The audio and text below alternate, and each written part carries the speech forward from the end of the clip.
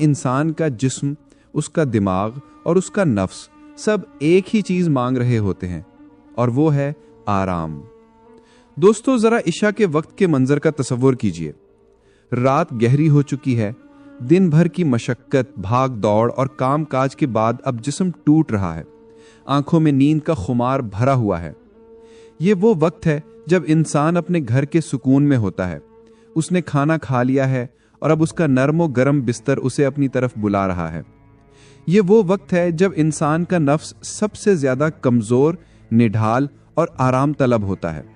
और ठीक इसी वक्त जब आपकी आंखें बंद हो रही होती हैं, जब आपका जिस्म ढीला पड़ रहा होता है, शैतान आपके कान में आकर अपनी सबसे मीठी और खतरनाक लोरी सुनाता है।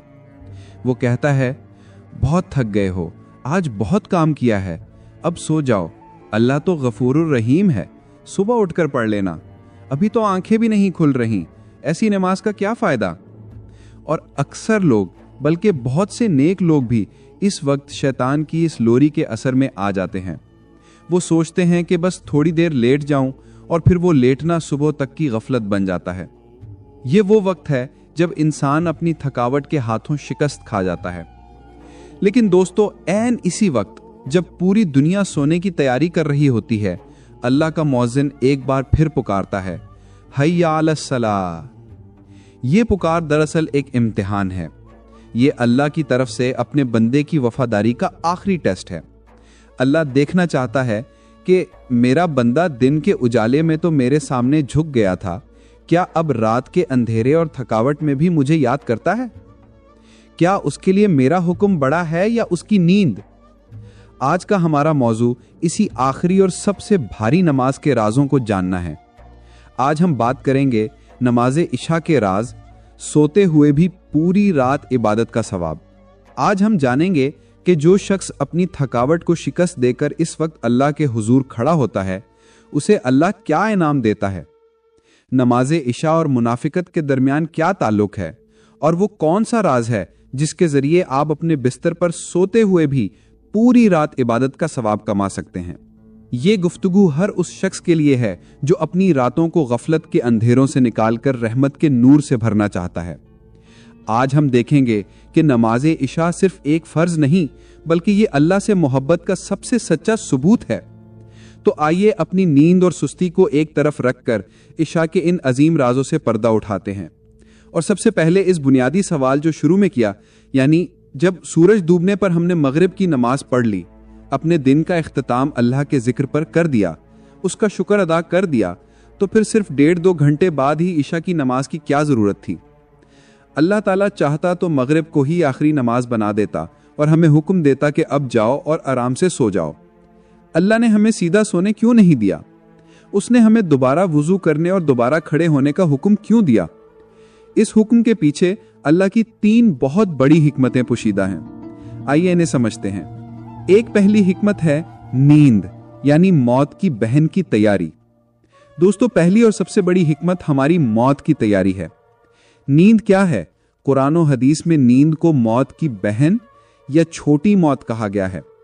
जब हम सोते हैं तो हमारी रूह हमारे जिस्म से आर्जी तौर पर निकाल ली जाती है। हमें नहीं मालूम कि सुबह ये रूह वापस आएगी या नहीं, या हम इसी नींद में अपने रब के पास पहुंच जाएंगे। अल्लाह की मोहब्बत। अल्लाह अपने बंदे से मोहब्बत करता है। वो नहीं चाहता कि उसका बंदा जब इस छोटी मौत की आगोश में जाए तो उसका आखिरी अमल दुनियावी बातें, हंसी मजाक, खाना पीना या टीवी देखना हो। अगर इसी हालत में उसकी रूह कब्ज हो गई तो उसका खात्मा गफलत पर होगा। इशा का तोहफा। इसीलिए अल्लाह ने इशा की नमाज रखी ताकि बंदा सोने से पहले एक बार फिर अपने रब के सामने झुक जाए, अपने गुनाहों की माफी मांग ले और कलिमा पढ़कर सोए, ताकि अगर आज रात उसकी आखिरी रात हो तो उसका खात्मा ईमान और सजदे पर हो। इशा की नमाज दरअसल हमारी रोजमर्रा की मौत यानी नींद की बेहतरीन तैयारी है। दूसरी हिकमत है हमारी रूहानी सफाई, दिन भर की सफाई यानी आखिरी गुस्ल। हमने मगरिब पढ़ी, लेकिन मगरिब से इशा के दरमियान भी हमसे कुछ ना कुछ कोताहियां हो जाती हैं।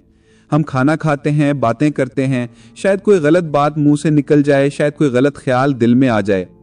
अगर हम इसी हालत में सो जाएं तो हमारे नामाए अमाल पर कुछ धब्बे बाकी रह जाएंगे। इशा का किरदार।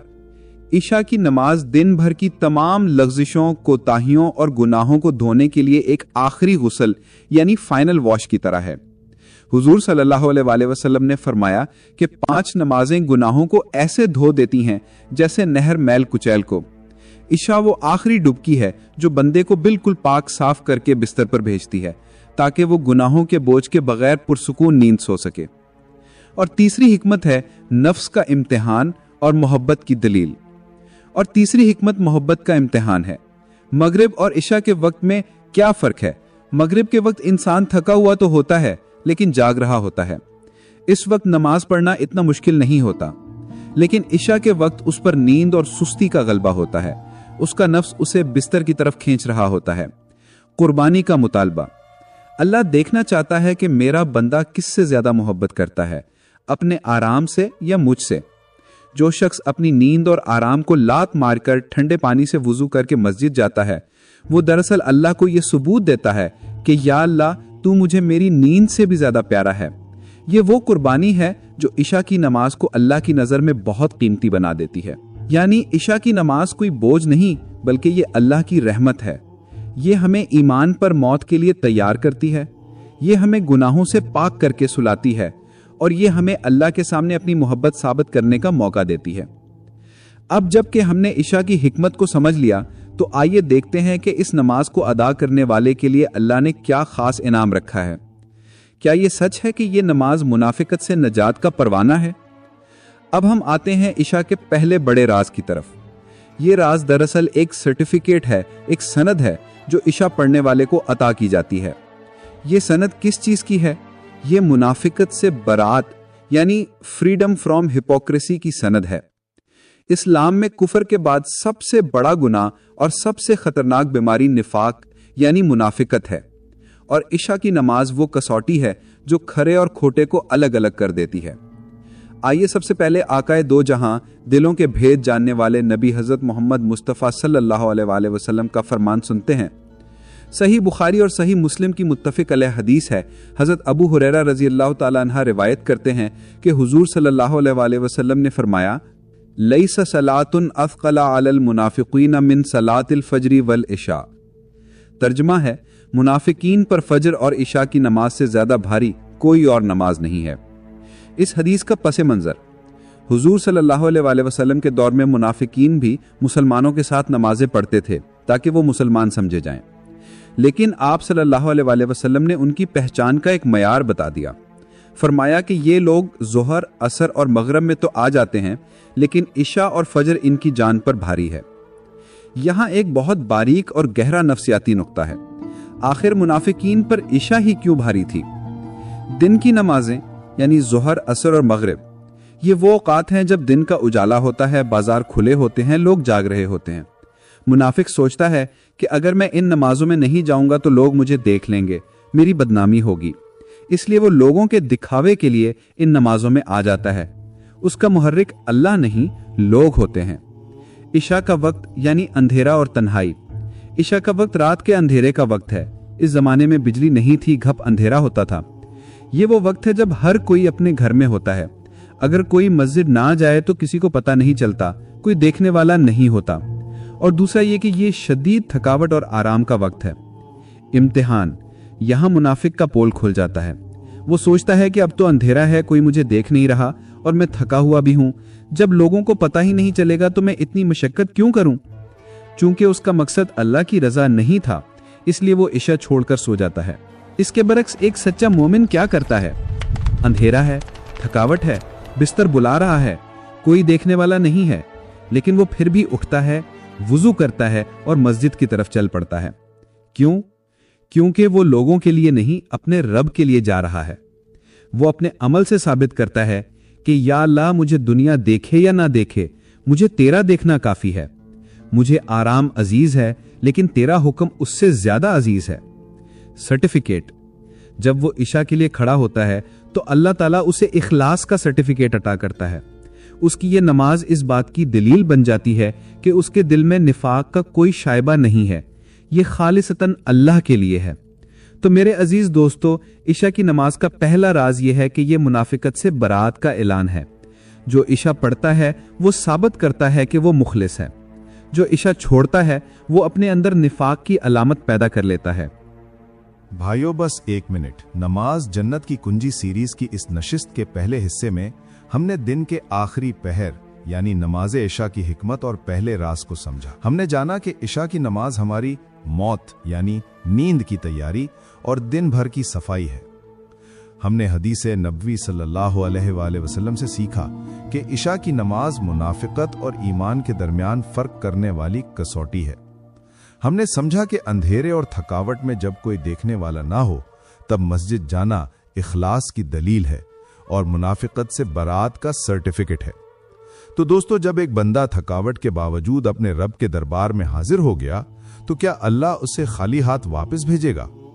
वो कौन सा मुफ्त का सवाब यानी बोनस रिवॉर्ड है जो अल्लाह अपने कमजोर बंदों को देता है? क्या वाकई सिर्फ इशा और फजर की जमात से सारी रात जागकर इबादत करने का सवाब मिल सकता है? और वो लोग जो तहज्जुद पढ़ना चाहते हैं लेकिन आंख नहीं खुलती, उनके लिए इशा में कौन सा राज छुपा है? क्या इशा पढ़े बगैर तहज्जुद पढ़ना ऐसे ही है जैसे बुनियाद के बगैर इमारत बनाना? और वो कौन सा रूहानी अलार्म है जो अर्श के नीचे सजदा करने वाली रूह को जगा देता है? आइए अब हम पूरी रात की इबादत के फॉर्मूले और तहज्जुद की कुंजी को जानते हैं। जी असद। जी वालिजा, शुक्रिया। तो भाइयों, अब हम आते हैं इसके मस्बत और इनामी पहलू की तरफ। ये इशा की नमाज का वो राज है जिसे अगर हम समझ लें तो हम कभी भी इशा की जमात छोड़ने का तसव्वुर भी न करें। ये अल्लाह की तरफ से अपने कमज़ोर बंदों के लिए एक मुफ्त का सवाब है। ये कम मेहनत और ज़्यादा अज्र का बेहतरीन नमूना है। हदीस मुबारका पूरी रात की इबादत का फॉर्मूला। हम सब चाहते हैं कि हम रात भर जागकर इबादत करें, औलिया अल्लाह की तरह क़याम करें, लेकिन हमारा जिस्म कमज़ोर है, हमें नींद आ जाती है, हमें सुबह काम पर जाना होता है। तो क्या हम इस अजीम सवाब से महरूम रह जाएंगे? नहीं। अल्लाह के प्यारे हबीब सैयदना मोहम्मद रसूलुल्लाह सल्लल्लाहु अलैहि वसल्लम ने हमें एक ऐसा आसान नुस्खा बता दिया है जिससे हम सोते हुए भी इबादत गुजार लिखे जा सकते हैं। सही मुस्लिम की हदीस है, हजरत उस्मान गनी रदियल्लाहु अन्हा रिवायत करते हैं कि हुजूर नबी अकरम सल्लल्लाहु अलैहि वसल्लम ने फरमाया, मन सल्लल इशा फी जमाअतिन फकअन्नमा क़ाम निस्फ़ल लैल व मन सल्ल सुबह फी जमाअतिन फकअन्नमा सल्लल लैल कुल्लहु। तर्जुमा, जिसने इशा की नमाज जमात के साथ पढ़ी तो गोया उसने आधी रात क़याम किया, और जिसने सुबह यानी फजर की नमाज भी जमात के साथ पढ़ी तो गोया उसने पूरी रात क़याम किया। इस हदीस का रियाजी समझिए। इशा बाजमात बराबर आधी रात का सवाब, फजर बाजमात बराबर बाकी आधी रात का सवाब, नतीजा पूरी रात की इबादत का सवाब। हिकमत इलाही, सोते हुए भी नामे आमाल जाग रहा है। जरा अल्लाह की रहमत और उसकी हिकमत पर गौर करें। बंदे की हालत। एक बंदा इशा की नमाज जमात से पढ़कर घर आया। उसने सुन्नत के मुताबिक आराम किया। वो अपने नरम बिस्तर पर गहरी नींद सो रहा है। उसके खराटे गूंज रहे हैं। वो दुनिया व माफिया से बेखबर है। अल्लाह का करम, लेकिन आसमानों पर क्या हो रहा है? फरिश्ते उसके नामे आमाल में क्या लिख रहे हैं? वो लिख रहे हैं कि ये बंदा इबादत कर रहा है, ये क़याम में है, ये रुकू में है, ये सजदे में है। क्यों? क्योंकि उसने रात का आगाज अल्लाह की इताअत इशा से और रात का इख्तिताम अल्लाह की इताअत फजर पर किया।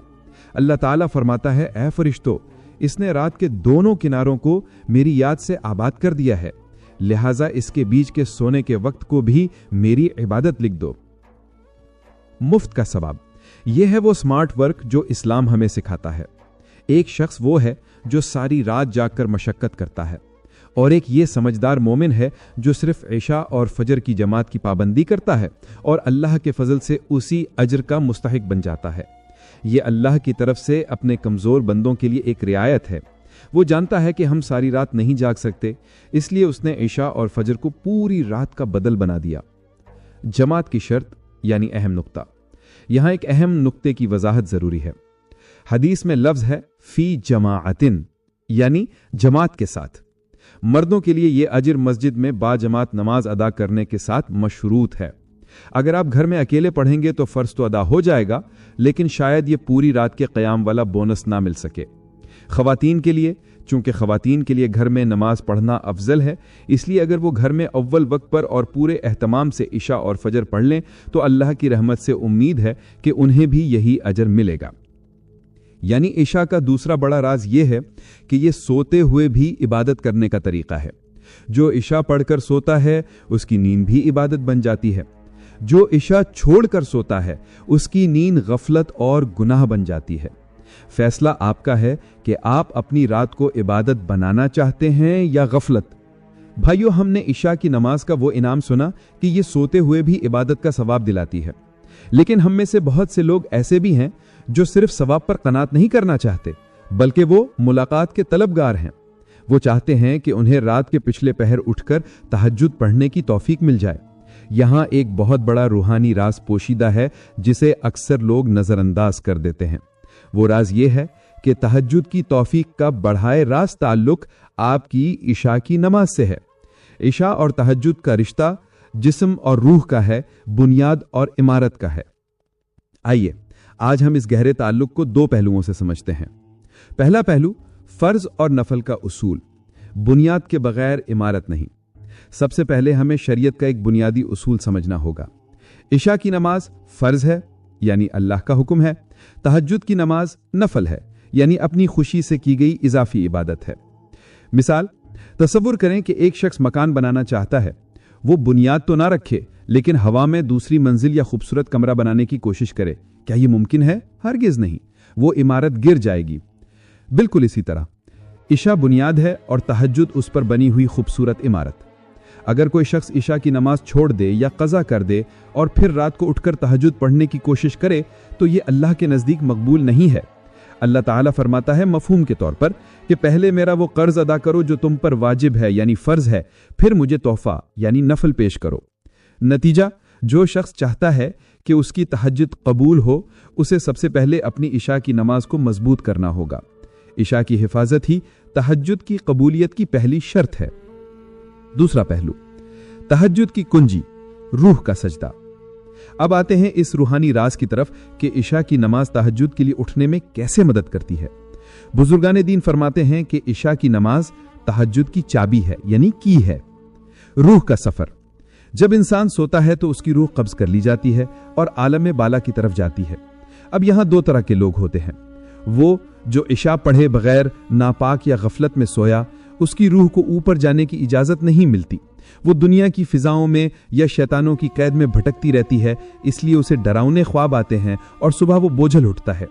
वो जो इशा पढ़कर बावुजू और जिक्र करते हुए सोया, उसके लिए आसमान के दरवाजे खोल दिए जाते हैं। अर्श के नीचे सजदा। हदीस मुबारका का मफहूम है कि जो शख्स बावुजू और जिक्र करते हुए सोता है, उसकी रूह को अर्श इलाही के नीचे सजदा करने की इजाजत दी जाती है। जरा तसव्वुर कीजिए, आपका जिस्म बिस्तर पर है लेकिन आपकी रूह अल्लाह के अर्श के नीचे सजदे में है। बेदारी में आसानी। जिसकी रूह सारी रात अर्श के नीचे सजदे में रही हो, जब तहज्जुद का वक्त होता है और अल्लाह की रहमत पुकारती है तो इस रूह को वापस जिस्म में भेजा जाता है। चूंकि वो रूह पहले ही नूर में नहाई हुई होती है, इसलिए वो जिस्म में आते ही उसे झंझोड़ देती है। ऐसे शख्स की आंख खुद ब खुद खुल जाती है। उसे अलार्म की जरूरत नहीं पड़ती, उसकी रूह की प्यास उसे जगा देती है। खुलासा, अगर आप चाहते हैं कि तहज्जुद के लिए आपकी आंख खुले तो अपनी इशा को संवार लें। इशा जमात से पढ़ें, सोने से पहले वुजू करें और अल्लाह का जिक्र करते हुए सोएं। ये वो रूहानी अलार्म है जो कभी फेल नहीं होता। जो अल्लाह के कदमों में सोता है, यानी इशा पढ़कर, अल्लाह उसे अपनी मुलाकात के लिए यानी तहज्जुद में खुद जगा देता है। यानी इशा और तहज्जुद अलग अलग नहीं हैं। इशा बीज है, तहज्जुद फल है। इशा दरवाजा है, तहज्जुद दरबार है। अगर आप दरवाजे यानी इशा से सही तरीके से दाखिल होंगे तो ही आपको दरबार खास तक रसाई मिलेगी। हजरात, बस 1 मिनट रुकिए। इस दूसरे हिस्से में हमने इशा के 2 अजीम इनामात और राजों को जाना। पूरी रात का क़याम। हमने हदीस से सीखा कि जो इशा और फजर जमात से पढ़ता है उसे पूरी रात इबादत का सवाब मिलता है। ये अल्लाह की रहमत का स्मार्ट वर्क है। तहज्जुद की बुनियाद। हमने समझा कि इशा फर्ज है यानी बुनियाद और तहज्जुद नफल यानी इमारत। इशा पढ़े बगैर तहज्जुद तक रसाई मुमकिन नहीं। जो बावजू सोता है उसकी रूह अर्श के नीचे सजदा करती है और तहज्जुद के वक्त आसानी से बेदार हो जाती है। तो दोस्तों, अब इशा की फर्ज नमाज के बाद सोने से पहले वो कौन से 2 अनमोल तोहफे हैं जो हमारे नबी सल्लल्लाहु अलैहि वसल्लम ने हमें दिए? वो कौन सी नमाज है जिसे हुजूर सल्लल्लाहु अलैहि वसल्लम ने सफर और हजर में कभी नहीं छोड़ा और इसे रात की आखिरी नमाज बनाने का हुक्म दिया? वित्र की अहमियत क्या है? वो कौन सी 30 आयत वाली सूरत है जो कब्र के अंधेरे में नूर बनकर आती है और अजाब के फरिश्तों से झगड़कर अपने पढ़ने वाले को बचा लेती है? सूरतुल मुल्क का राज क्या है और इस पूरी गुफ्तगू का हतमी पैगाम क्या है? हम अपनी रात का इख्तिताम किस तरह करें कि हमारी नींद भी इबादत बन जाए? आइए अब हम कब्र के साथी और रात की मोहर के बारे में जानते हैं और दुआ के साथ इस सीरीज की इस नशिस्त को मुकम्मल करते हैं। जी सियालवी साहब। जी शुक्रिया अबू बकर। तो अब जबकि हमने इशा की फर्ज नमाज अदा कर ली, तो क्या अब सीधा बिस्तर पर चले जाएं? नहीं, हमारे प्यारे आका सैयदना मोहम्मद रसूलुल्लाह सल्लल्लाहु अलैहि वसल्लम ने हमें सोने से पहले 2 ऐसे अनमोल तोहफे अता फरमाए हैं जिनके बगैर एक मोमिन की रात मुकम्मल नहीं होती। एक तोहफा नमाज की सूरत में है यानी वित्र, और दूसरा तोहफा कुरान की सूरत में है यानी सूरतुल मुल्क। आइए इन दोनों की अहमियत और राज को जानते हैं। नंबर 1, पहला तोहफा नमाज वित्र, रात की आखिरी मोहर। सबसे पहला अमल नमाज वित्र है। इसकी हैसियत याद रखिए, वित्र आम नफल नहीं है। फुकहा के नजदीक ये वाजिब है यानी फर्ज के करीब तरीन है। इसे छोड़ना गुनाह है। हजूर सल्लल्लाहु अलैहि वसल्लम का मामूल। हजूर नबी अकरम सल्लल्लाहु अलैहि वसल्लम वित्र का किस कदर एहतमाम फरमाते थे। उम्मुल मोमिनीन हजरत आयशा सिद्दीक़ा रज़ी अल्लाहु अन्हा फरमाती हैं कि हजूर सल्लल्लाहु अलैहि वसल्लम सफर में हो या हजर यानी घर में, आपने कभी वित्र की नमाज नहीं छोड़ी। यहां तक कि अगर कभी तहज्जुद कज़ा भी हो जाती तब भी आप वित्र की कज़ा दिन में अदा फरमाते। रात की आखिरी नमाज। हजूर सल्लल्लाहु अलैहि वसल्लम ने फरमाया कि अपनी रात की आखिरी नमाज वित्र को बनाओ। यह सही बुखारी की हदीस है। हिकमत यह कि अल्लाह ताला ताक यानी ऑड नंबर है और ताक को पसंद करता है।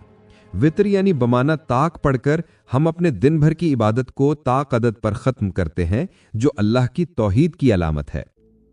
कब पढ़ें? अगर आपको यकीन है कि आप रात के आखिरी पहर तहज्जुद के लिए उठ जाएंगे तो अफजल यह है कि वित्र को तहज्जुद के बाद पढ़ें ताकि वो रात की आखिरी नमाज बने।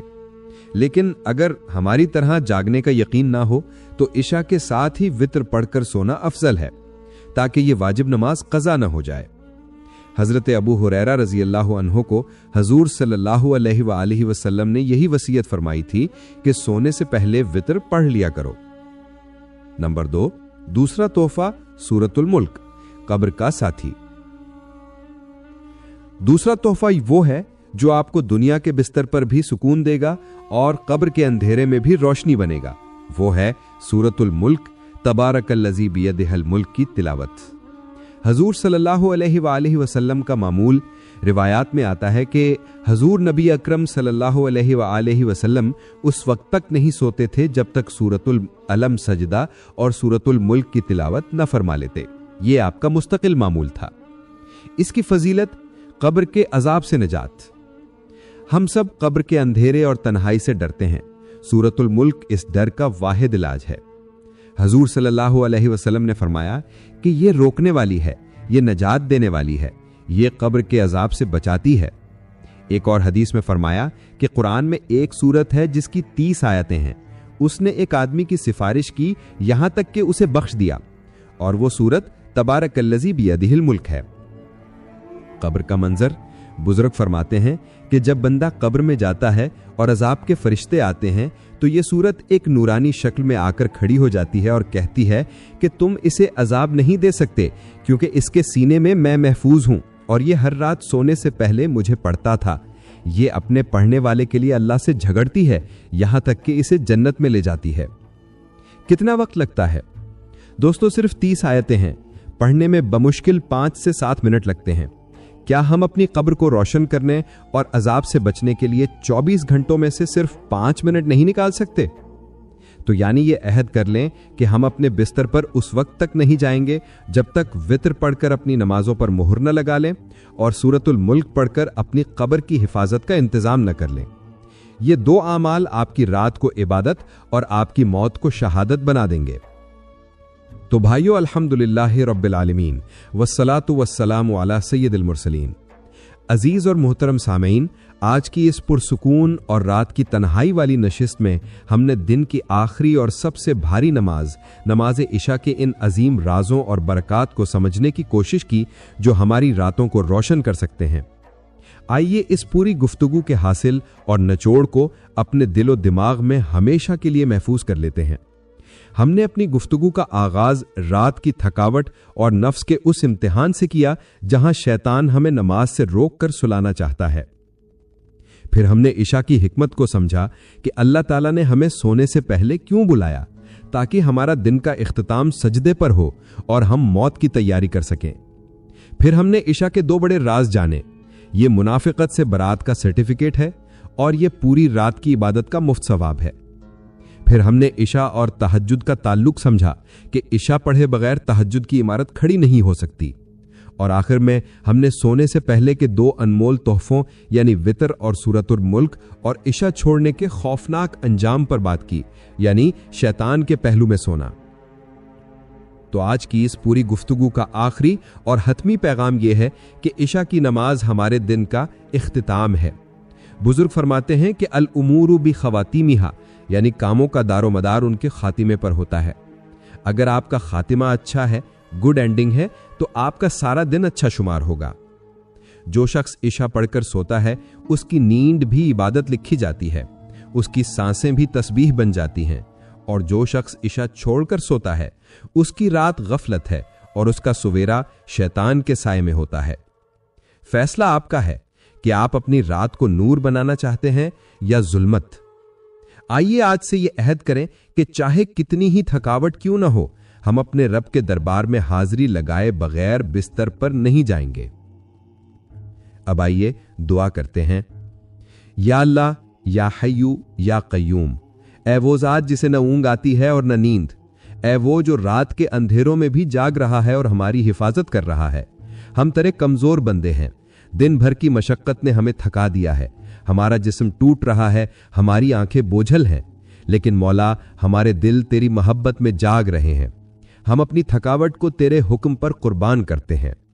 या अल्लाह, हमें इशा की नमाज जमात के साथ पूरे खुशू खुजू और एहतिमाम से अदा करने की तौफीक अता फरमा।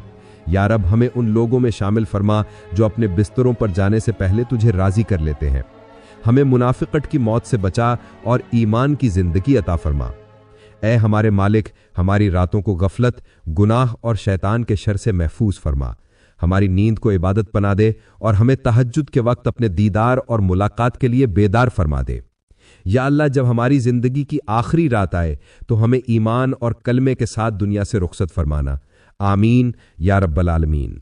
व सल्लल्लाहु ताला अला खैर खल्क़िही मुहम्मद व अला आलिही व अस्हाबिही अजमाइन बिरहमतिका या अरहमुर राहिमीन।